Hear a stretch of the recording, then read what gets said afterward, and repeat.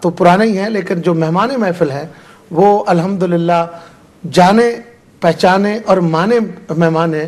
آپ میری مراد حضرت قبلہ صاحبزادہ پیر سید محمد عرفان شاہ مشہدی دامت برکاتہم القدسیہ ہے۔ ہمارے ساتھ اس وقت بریڈ فورٹ سے ہماری کالر ہیں، 2 سیدزادے اس محفل میں موجود ہیں اور تیسری سیدزادی ہماری لائن پر تشریف فرما ہے، جناب سیدہ فاطمہ صاحبہ بریڈ فورٹ سے۔ میں اپنی بہن کو خوش آمدید کہتا ہوں۔ السلام علیکم ورحمۃ اللہ وبرکاتہ۔ وعلیکم السلام۔ جی بسم اللہ۔ کیا ہے کہ حضور پاک صلی اللہ علیہ وسلم سے وسیلے سے ہم دعا مانگتے ہیں تو وہ کہتے ہیں کہ ایسی باتیں دعا مانگ سکتے ہیں، لیکن اگر کوئی کیا نیک عورت ہو یا ذاتی ہو تو کیا ان کا صدقہ دے کے دعا کر سکتے ہیں؟ یہ بات صحیح ہے یا غلط ہے؟ یعنی سوال آپ کا یہ ہے کہ حضور صلی اللہ علیہ وآلہ وسلم کے علاوہ بھی کسی بزرگ کا، آل رسول کا، اصحاب رسول کا، یا کسی نیک عورت، نیک صالحہ بی بی کا، سیدزادی کا، کسی کا کیا وسیلہ لینا جائز ہے کہ نہیں؟ جی یقیناً ہم نے نوٹ کر لیا آپ کا بہن۔ اللہ آپ کو سلامت رکھے اور امہ چینل پر تشریف لانے کا بہت شکریہ۔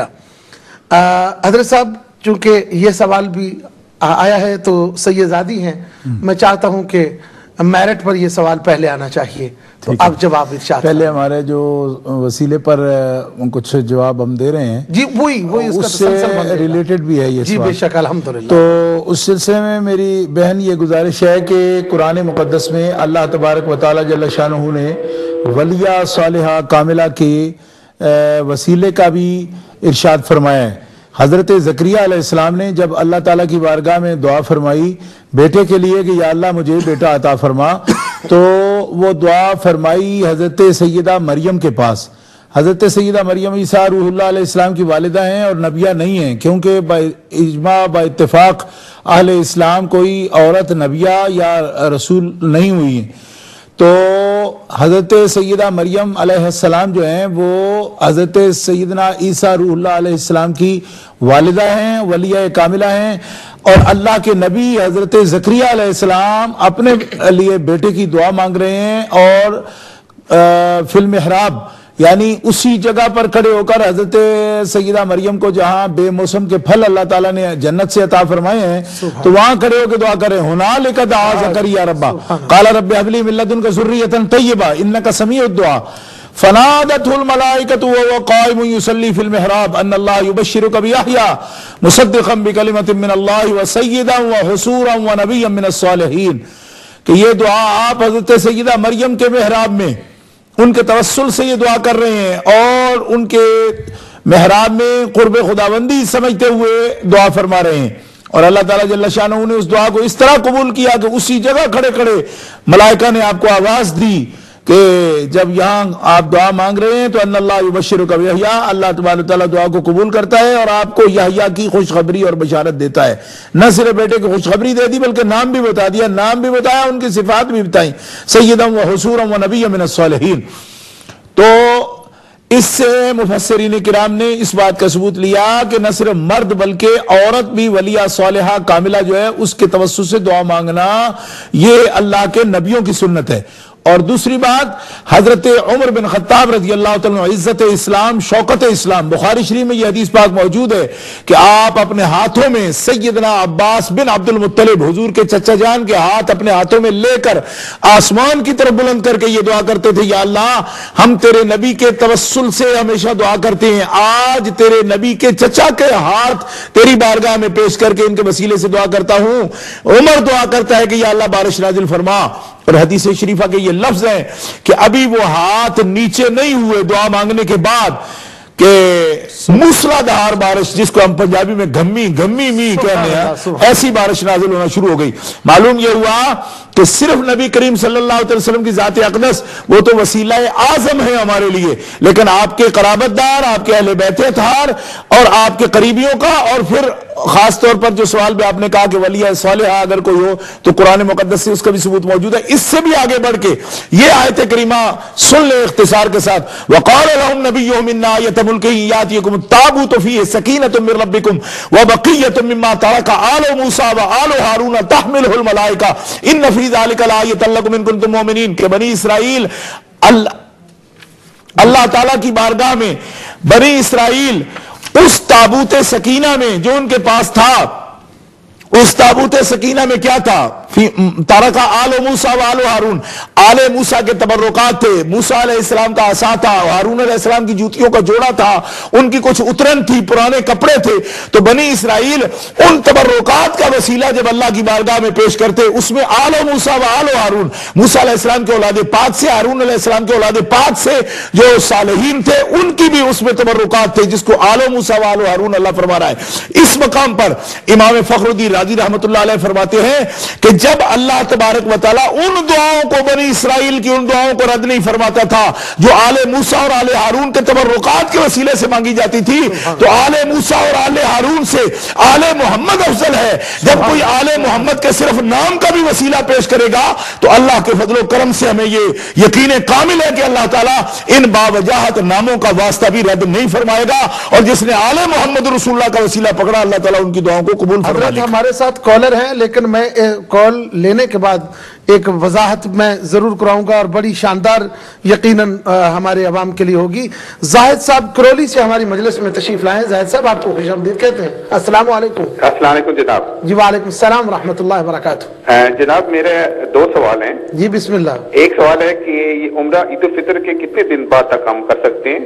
ٹھیک ہے۔ اور دوسرا سوال میرا یہ ہے کہ ہم نے فیملی جانا ہے عمرے کے لیے، جی۔ تو میرے ایک 5 مہینے کا بیٹا بھی ہے، تو اس کو بھی ہم ساتھ عمرے کے لیے ساتھ لے جانے پڑے گا؟ کیا فرمایا آپ نے؟ آپ کا 5 مہینے کا بیٹا بھی ہے میرا۔ اچھا، تو ہم ساری فیملی عمرے کے لیے جانا ہے۔ تو آپ لے کر جانا چاہتے ہیں بچے کو؟ جی ساتھ لے کے جانا چاہتے ہیں۔ ٹھیک ہے، تو میں اس سلسلہ میں گزارش کر دوں کہ اس میں ممانعت تو کوئی نہیں ہے، آپ لے کر جا سکتے ہیں برکت کے لیے۔ جی، تو اگر وہ پھر ہم ساتھ ہی اسی وقت عمرہ ادا کرنا پڑے گا، وہ بیٹے کو بھی ساتھ ہی ہمارے؟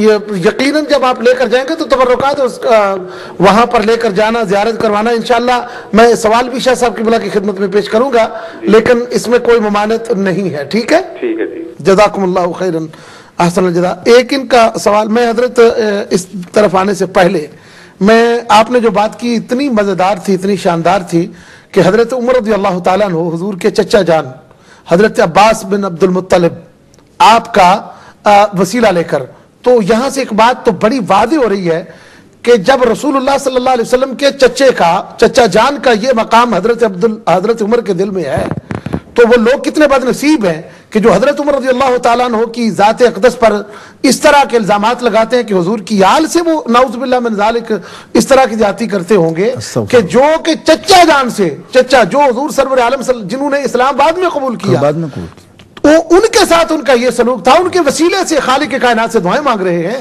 باقاعدہ اس میں حوالہ دے رہے ہیں سبحان تو تیرے نبی کے چچا کو، یعنی یہ صرف نہیں کہا کہ ایک مومن ہے یا صرف صحابی ہے نا، یہ نسبت رسول پاک اس کا حوالہ۔ اور پھر اس پر مجھے آپ نے جو اضافہ فرمایا اور توجہ دلائی، اس پر میرے ذہن میں ایک بات اور آ گئی۔ حضرت امام ہاشمی جو آئمہ میں حضرت امام محمد بن ادریس شافعی جو جلیل القدر آئمہ اہل سنت میں فقہاء کرام میں سے ہیں، آپ فرماتے ہیں کہ ہم نے بارہا یہ تجربہ کیا ہے کہ سیدنا امام موسیٰ کاظم بن امام جعفر صادق بن امام محمد باقر بن امام زین العابدین بن امام حسین علی مقام، ان کی قبر مبارک تریاق مجرب ہے۔ اللہ حاجتوں کی قبولیت کے لیے، قضائے حوائج کے لیے ہم نے تریاق مجرب پایا کہ جس نے حضرت سیدنا امام موسیٰ کاظم رضی اللہ تعالیٰ عنہ آخر کو بجا طور پر اس بات پر فخر ہو سکتا ہے کہ اسی خاندان علی کا ایک ذرہ کم ترین فقیر بھی ہے، ہمارے جد اعلیٰ امام موسیٰ کاظمین طیبین میں بغداد شریف کے متصل آپ کا مزار انور ہے کہ حضرت امام شافعی فرماتے ہیں ان کی قبر انور تریاق مجرب ہے ہمارے لیے قبولیت دعا کے لیے کہ 2 رکعت نماز صلاۃ حاجت پڑھ کے جس نے آپ کے وسیلے سے دعا کی، ہم نے دیکھا کہ لاکھوں کی دعائیں اللہ نے وہاں اس جگہ کی قبولیت کی وجہ سے قبول فرمائی ہیں، اور آپ کی قبر انور پر کی گئی دعا کبھی رد نہیں ہوتی۔ سبحان اللہ، سبحان اللہ۔ ہمارے ساتھ کالر ہیں جناب ہالینڈ سے شہزاد احمد صاحب۔ آج میں بہت اس لیے بھی خوش ہوں کہ سید صاحب میری مجلس میں آئے تو الحمدللہ 2 سیدوں کے ملنے سے باہر سے لوگوں کو بہت فوائد پہنچ رہے ہیں، اور ان کی کال میں وہ طاقت آ جاتی ہے کہ یہاں کی کال پیچھے رہ جاتے ہیں اور باہر سے شامل ہو جاتے ہیں۔ السلام علیکم ورحمۃ اللہ۔ وعلیکم السلام۔ جی آپ کو خوش آمدید کہتے ہیں جناب۔